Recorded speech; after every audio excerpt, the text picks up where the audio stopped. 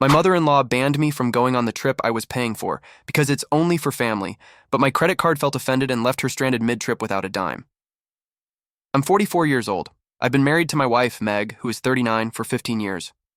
We have 2 kids, ages 13 and 10. We're a stable couple with no major conflicts within the relationship, but we do have external ones. If there's one thing that's been a constant problem in our relationship, it's my mother-in-law, Mara, who is 59.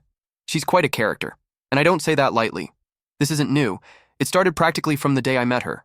Mara has been on a quiet and not-so-quiet crusade to make it clear to me that I can be married to her daughter, but I am not part of the family and never will be. She's one of those extremely critical people, hidden behind a polished facade and fake politeness. Every interaction with her feels like walking on a thin glass floor over a pit of acid with genetically modified sharks that can devour you without being melted by the liquid. One wrong step and you fall to a painful death, but a passive-aggressive death, of course. This is because she compares me to my father-in-law, who is obviously more successful than I am. My father-in-law worked in the government. Mara's sister also works in the government, so in her head, a respectable job is being a lawyer, doctor, or military personnel. Anything else isn't dignified enough. Plus, I don't come from a family of businessmen or have family inheritances, so I'm not rich either. Basically, I'm a loser in her eyes because I don't have $10,000 lying around the house, which is what she thinks is necessary for her daughter to be well taken care of and pampered. This isn't the reality, that I'm a loser. Although it is true I don't have $10,000 just lying around. I own my house, which my wife and I bought together, I have a decent car, and I live a responsible life. Any other mother-in-law would find that sufficient, but not mine. Despite that, Mara made it clear I'm just average and let her opinion filter into everything. I think the only reason my marriage has survived this long is because they used to live in another state. And when we saw each other on special occasions, Meg would beg me to swallow my pride and keep the peace. So, somehow, I've been smiling through the trials of faith my mother-in-law throws at me, while thinking to myself how much longer she has to live. I like making mental estimates, but I swear one day I'll create a mathematical model as accurate as possible. To be clear, it's only Mara who has this idea. My father-in-law and sister-in-law are very kind people, distant from the drama. They've always stood up for me and tried to calm the situation, but Mara is a controlling and unpredictable woman. If something isn't done her way, she makes it her mission to let everyone know and get them to move their feet to fix it. To maintain the peace, my poor, miserable father-in-law has tolerated that his whole life. Some people have dark circles under their eyes from age, stress, or diet. My father-in-law looks like he hasn't slept in 3 decades, but my theory is it must be from sharing a bed with my mother-in-law, or a sarcophagus if she needs something special to sleep. This year, my father-in-law retired, and they moved back to our city. They had already built a retirement house here. His department threw him a big send-off. I even attended, and he seemed to be a very respected man at his job. After the party, Mara got the idea to take a family trip to Italy to celebrate her husband's retirement. Our kids had a summer camp scheduled for that time. Meg and I thought it would be a good opportunity for a vacation. It had been a while since we took a proper vacation. I thought it was a good idea, and was more than happy to take it on as a gift for the family. I told Meg I would cover the flights and hotels as a gesture of goodwill. I had received a quarterly bonus that includes travel and hotel expenses, and it had accumulated for a while, so I thought, why not use it now? Everyone seemed excited. Well, everyone except Mara. She didn't say anything directly, but she had that look of displeasure. I asked her if she was okay, and she just said yes. Okay, we went back home. Meg and I started planning the itinerary. I made the bookings and sent the details to the family group chat. Everyone was excited about the hotels and activities I booked, except Mara. Anyone who knows her knows this. If she's quiet, it means a storm is coming. Then, 2 days before the trip, she showed up at our house without warning. Very strange, because she never comes alone without my father-in-law, and they always call first.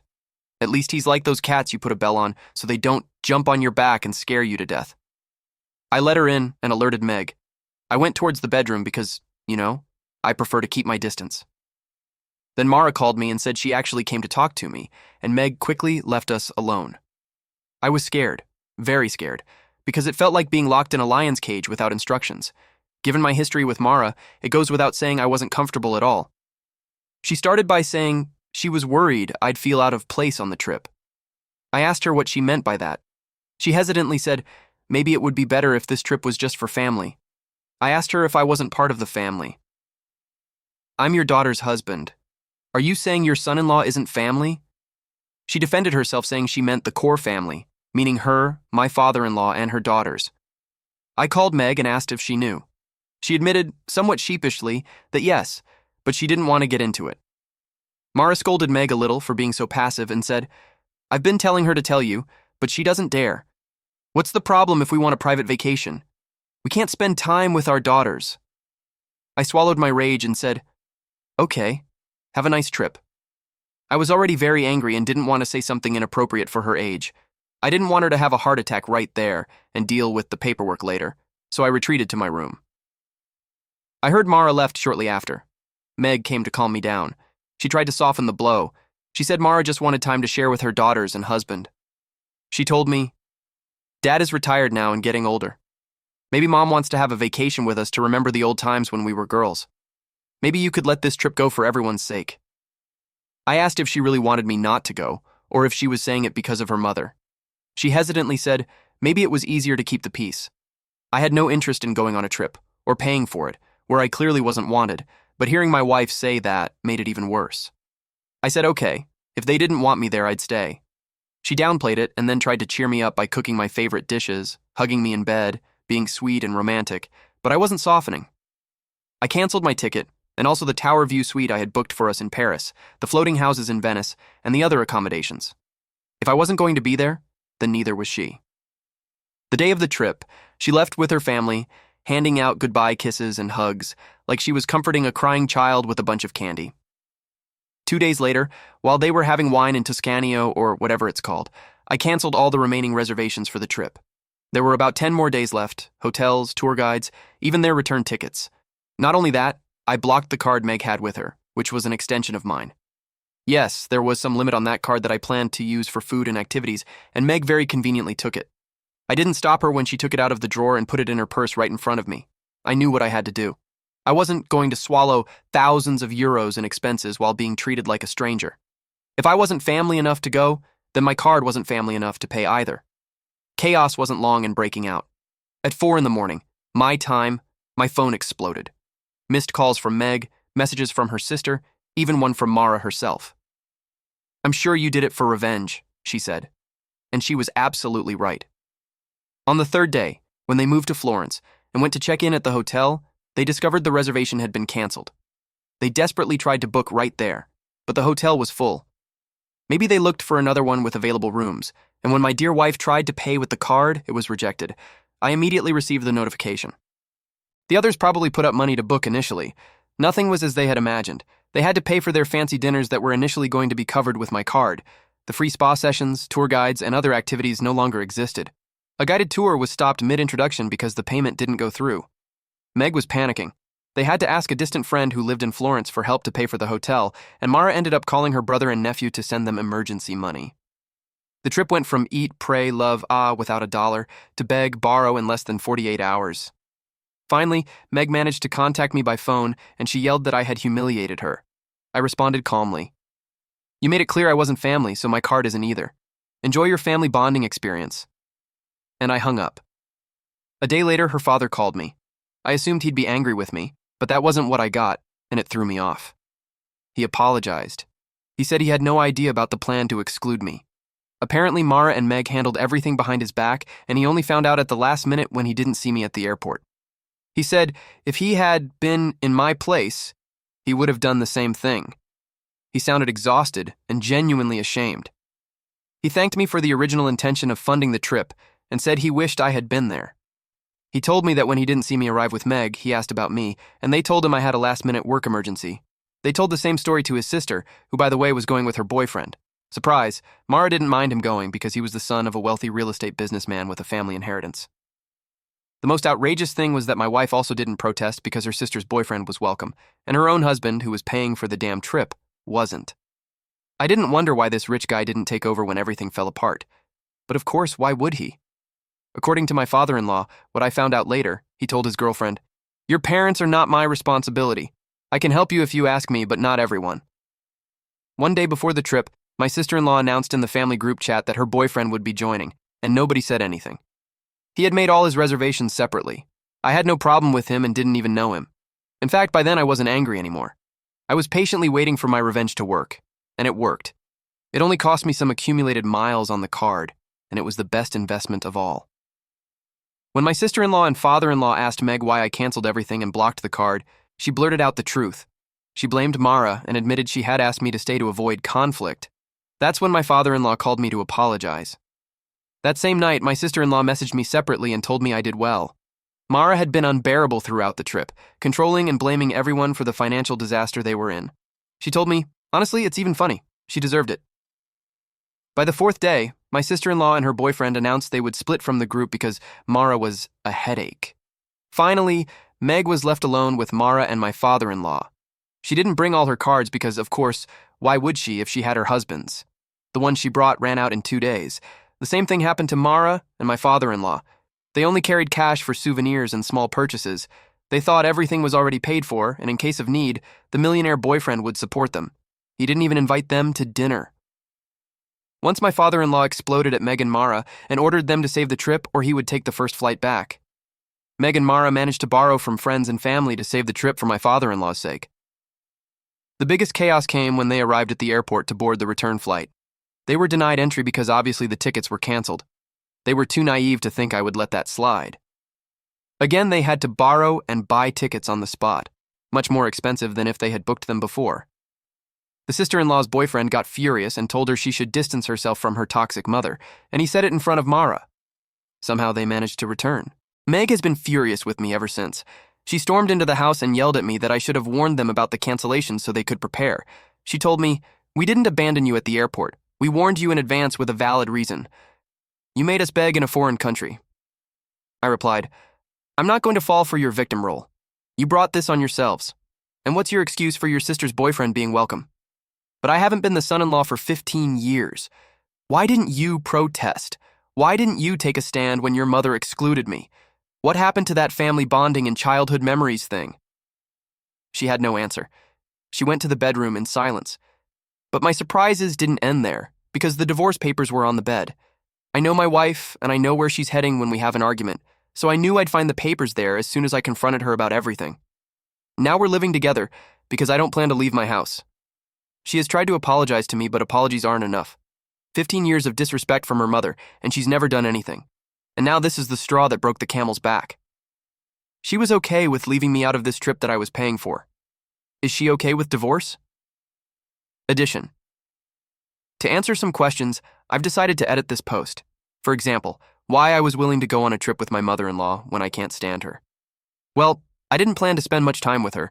I really planned to stay away and have a vacation with my wife. Yes, I like my father-in-law and sister-in-law, and that's why I was paying for this trip for them. Now, when I found out I wasn't being invited, I thought they knew too. That's why I didn't mind them being collateral damage. Anyway, I'm willing to fix this now that I know the truth, by returning their money. As for my wife and mother-in-law, no. Only to those who considered me family. And as for those who say I should have canceled everything, even the outbound tickets, what would be the fun in that? It cost me some miles, and I got bigger revenge. Update 1. So it's been 2 weeks since they returned from Italy. Meg and I are working on the divorce. Or well, the lawyers, really.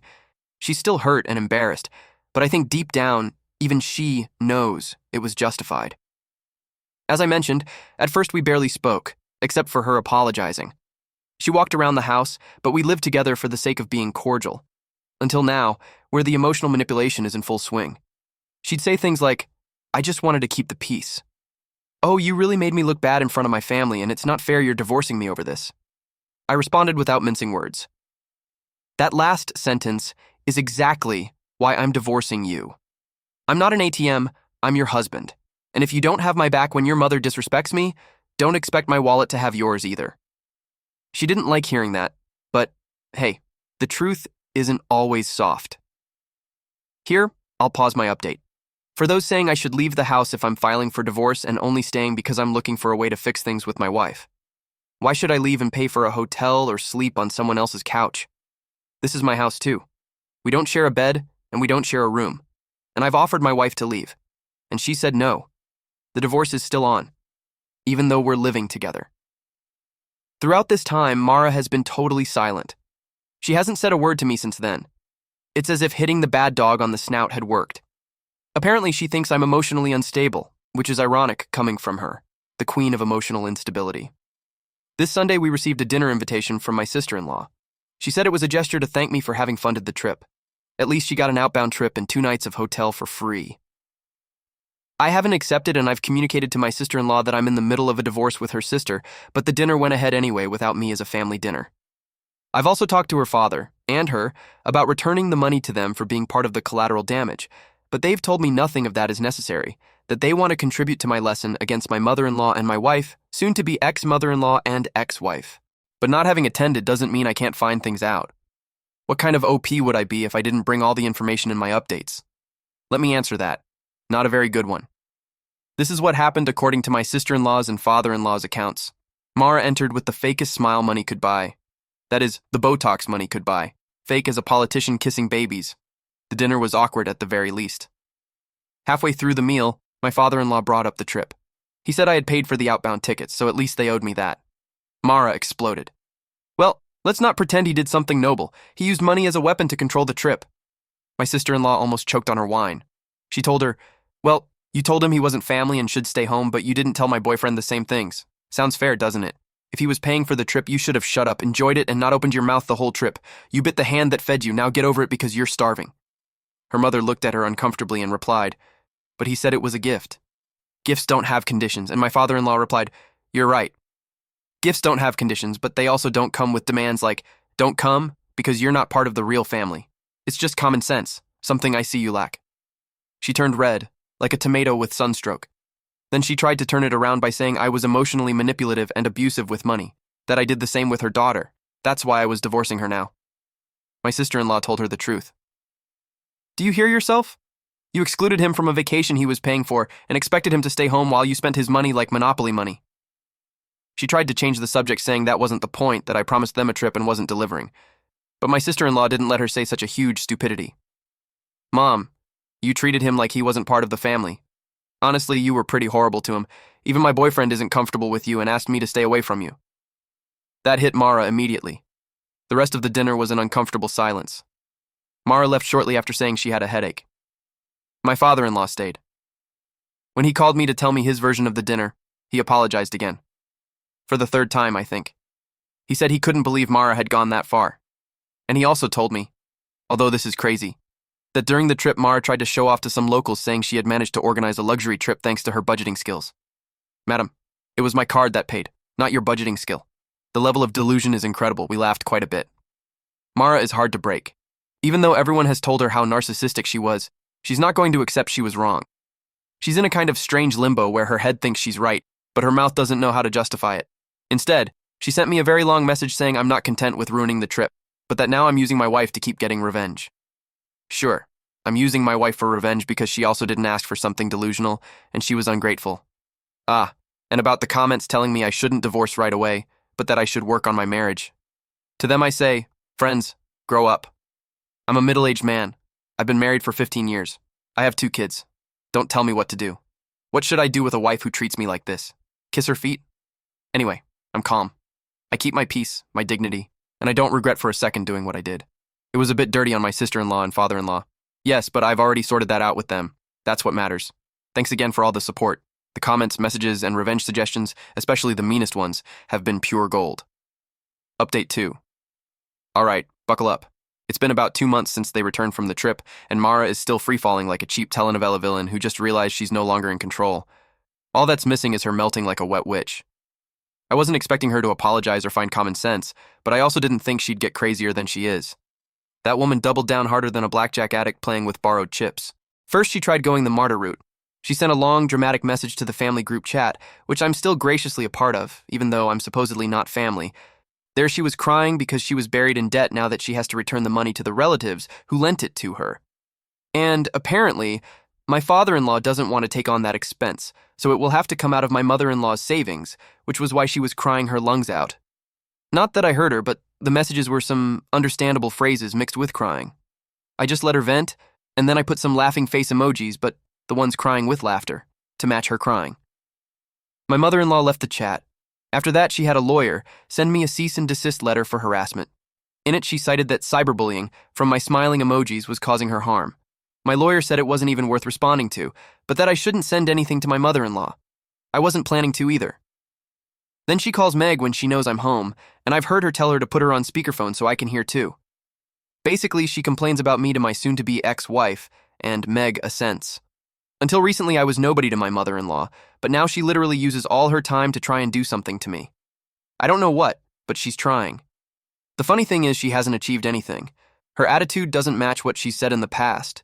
To give Meg as an example, she was my wife, and I think she's doing less to attack me or get me to forgive her than her own mother. Someone who reads this without reading the rest would think my relationship was with my mother-in-law, God forbid, instead of my wife. The rest of things, like the divorce, are still moving forward. We have to sort out custody for our children, who despite all this mess, are somewhat removed from the issue. The idea is shared custody, and I think we'll get there unless Meg decides to get nasty and wants to fight it. But it's very difficult for her to get it. We have cameras in our house in case she tries something. Update 3.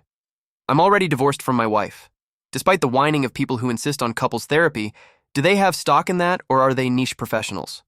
I don't understand the insistence. Basically, I don't see why I should fight for a marriage where I'm in second, third, or maybe fourth place for my wife. Custody has been split 50-50, which is fine. And she finally paid for my share of the house to keep it. I've already moved to another place. I think in terms of divorce, everything went pretty well. I know these things can turn ugly from one moment to the next, but things are ugly for my ex-mother-in-law because my ex-father-in-law has finally decided to divorce her. The guy called me to tell me he didn't work his whole life just to have to keep putting up with her when he retired. My ex-mother-in-law wants the debt to relatives to be considered part of the divorce, but my ex-father-in-law's lawyer told her not in a million years. That's her debt, and he's not going to take responsibility. Mara has also been seeking support from my ex-sister-in-law, but she received the same answer. Nobody is going to pay for that trip but her, and I know that must be hurting her a lot. The only one who hasn't had a divorce is my ex-sister-in-law because she's not married yet and is still in her relationship with the boyfriend she brought on the trip. That's all I have to update for now. Addition. I was asked for an update on my ex-father-in-law's divorce and if they are officially divorced yet. No, he didn't have to pay the debt. I don't know if my ex-mother-in-law has paid her debt or not. That's a debt between relatives, not a legal contract or anything like that. Although she wanted him to be responsible too.